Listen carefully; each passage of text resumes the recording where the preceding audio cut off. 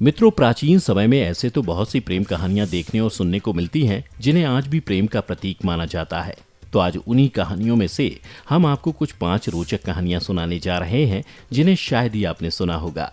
नमस्कार दर्शकों, स्वागत है आपका द डिवाइन टेल्स पर एक बार फिर। और इसमें सबसे ज्यादा चर्चित कृष्ण और राधा की प्रेम कहानी है, जिसे आज भी प्रेम का प्रतीक माना जाता है। लेकिन महाभारत के एक पात्र ऐसे भी हैं जिनकी प्रेम कथा के बारे में कोई नहीं जानता, जबकि दो दिलों का ये प्रेम कई युगों से चलता आ रहा है। शांतनु का सत्यवती से प्रेम। मत्स्य कन्या सत्यवती और कुरुवंश के महाराज शांतनु की प्रेम कथा सभी को मालूम है। यदि शांतनु सत्यवती से प्यार नहीं करते तो महाभारत और कुरुवंश का इतिहास कुछ और ही होता। महाराजा शांतनु को गंगा से एक पुत्र मिला जिसका नाम उन्होंने देवव्रत रखा, जो आगे भीष्म कहलाए। एक दिन शांतनु यमुना के तट पर घूम रहे थे कि उन्हें नदी में नाव चलाते हुए एक सुंदर कन्या नजर आई। शांतनु उस कन्या पर मोहित हो गए। उन्होंने कन्या से उसका नाम पूछा तो उसने कहा, महाराजा, मेरा नाम सत्यवती है और मैं निषाद कन्या हूँ। जिसके बाद दोनों के बीच प्रेम उत्पन्न हो गया।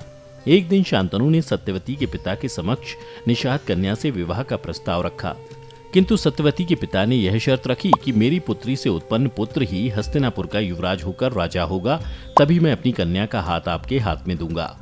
राजा यह सुनकर अपने महल लौट आए और मत्स्य कन्या की याद में व्याकुल रहने लगे। जब यह बात भीष्म को पता चली तो उन्होंने अपने पिता की खुशी के लिए संपूर्ण जीवन ब्रह्मचारी रहने की शपथ ली और अंत में सत्यवती का विवाह अपने पिता से करवा दिया। कृष्ण और रुक्मणी का प्रेम। ये तो सभी को पता है कि श्री कृष्ण ने कई महिलाओं से प्रेम किया। राधा कृष्ण की प्रेम कथा तो सभी जानते हैं, लेकिन कृष्ण और रुक्मणी की नहीं। विदर्भ के राजा भीष्मक की पुत्री रुक्मणी ने अपने मन तय कर लिया था कि वह श्री कृष्ण को छोड़कर अन्य किसी को पति के रूप में स्वीकार नहीं करेगी। उधर गोपाल को भी इस बात का पता था, तो उन्होंने रुक्मणी का हरण कर उनसे विवाह कर लिया। सांब और लक्ष्मणा का प्रेम। बता दें कि वासुदेव कृष्ण की 8 पत्नियों में से एक जाम्बवती थी। जाम्बवती कृष्ण के पुत्र का नाम सांब था। महाभारत की माने तो सांब का दिल दुर्योधन और भानुमति की पुत्री लक्ष्मणा पर आ गया था और वह दोनों प्रेम करने लगे थे।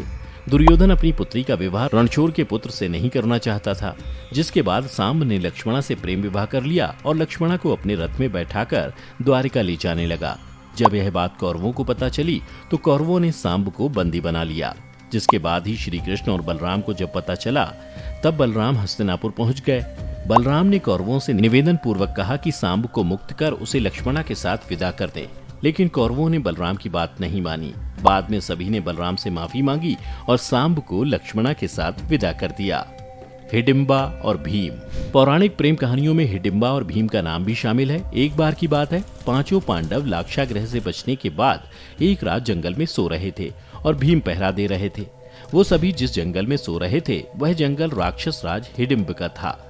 उसकी बहन का नाम हिडिंबा था, जो कि एक नरभक्षक थी। उसने जंगल में भीम को देखा तो उसके ऊपर मोहित हो गई और अपना रूप बदलकर भीम से शादी करने का प्रस्ताव रख दिया। कई कठिनाइयों के बाद दोनों की शादी हो गई और कुछ समय बाद हिडिंबा ने घटोत्कच को जन्म दिया, जिसकी उसने अकेले देखभाल की। राजा दुष्यंत और शकुंतला। अब आपको बताते हैं 5वीं व अंतिम प्रेम कहानी, जो थी राजा दुष्यंत और शकुंतला की। यह प्रसिद्ध कथा भी महाभारत में मिलती है। पुरुवंश के राजा दुष्यंत और शकुंतला के पुत्र भरत की गणना महाभारत में वर्णित 16 सर्वश्रेष्ठ राजाओं में होती है। बता दें, एक दिन राजा दुष्यंत ने वन में कर्णो ऋषि के आश्रम में शकुंतला को देखा और वो उस पर मोहित हो गए। शकुंतला विश्वामित्र और मेनका की संतान थी, जिसके बाद दोनों ने गंधर्व विवाह किया और वन में ही रहने लगे। शकुंतला के साथ अच्छे दिन व्यतीत करने के बाद राजा पुनः अपने राज्य जाने लगे और उन्होंने शकुंतला से वापस लौटकर उन्हें ले जाने का वादा किया। वह अपनी निशानी के तौर पर शकुंतला को अंगूठी देकर चले गए। एक दिन शकुंतला के आश्रम में ऋषि दुर्वासा आए। उन्होंने उचित तरीके से ऋषि का सत्कार नहीं किया तो उन्होंने श्राप दे दिया कि जा, तू जिसे भी याद कर रही है वह तुझे भूल जाएगा। गर्भवती शकुंतला ने ऋषि दुर्वासा से अपने किए की माफी मांगी। ऋषि का दिल पिघल गया। उन्होंने कहा कि कोई निशानी तुम उसे बताओगी तो उसे याद आ जाएगा। कुछ समय बाद शकुंतला राजा से मिलने के लिए गईं। रास्ते में वह अंगूठी एक तालाब में गिर गई, जिसे एक मछली ने निगल लिया। शकुंतला राजभवन पहुंची, लेकिन राजा दुष्यंत ने उन्हें पहचानने से मना कर दिया। राजा दुष्यंत द्वारा शकुंतला के अपमान के चलते आकाश में बिजली चमकी और शकुंतला की मां मेनका उन्हें ले गई। उधर वो मछली एक मछुआरे के जाल में फंसी, जिसके पेट से वो अंगूठी निकली। मछुआरे ने उस अंगूठी को कीमती समझकर राजा दुष्यंत को दे दिया। राजा दुष्यंत ने जब वह अंगूठी देखी तो उन्हें पुनः सब याद आ गया। महाराज दुष्यंत बहुत पछताए। कुछ समय बाद इंद्रदेव के निमंत्रण पर देवों के साथ युद्ध करने के लिए राजा दुष्यंत देवराज इंद्र की नगरी अमरावती गए। युद्ध के बाद वे आकाश मार्ग से वापस लौट रहे थे, तभी रास्ते में कश्यप ऋषि के आश्रम में एक सुंदर बालक को खेलते देखा। बता दें कि अप्सरा मेनका ने शकुंतला को कश्यप ऋषि के आश्रम में छोड़ा हुआ था। वो बालक शकुंतला का पुत्र ही था। जब उस बालक को देखते ही राजा दुष्यंत के मन में प्रेम उमड़ आया।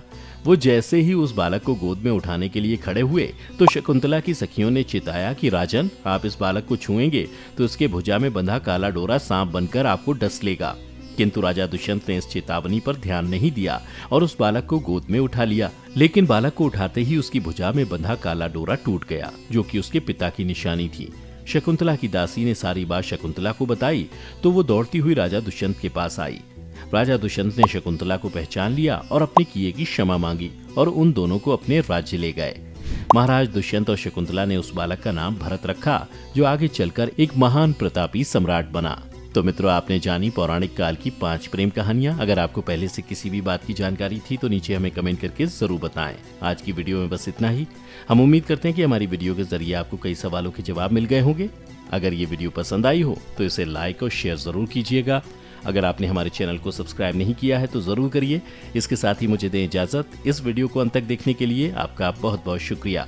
और हाँ, अब आप हमारे सभी वीडियो फेसबुक पर भी देख सकते हैं, जिसके लिए आपको फेसबुक पर द डिवाइन टेल्स के पेज को लाइक और फॉलो करना होगा।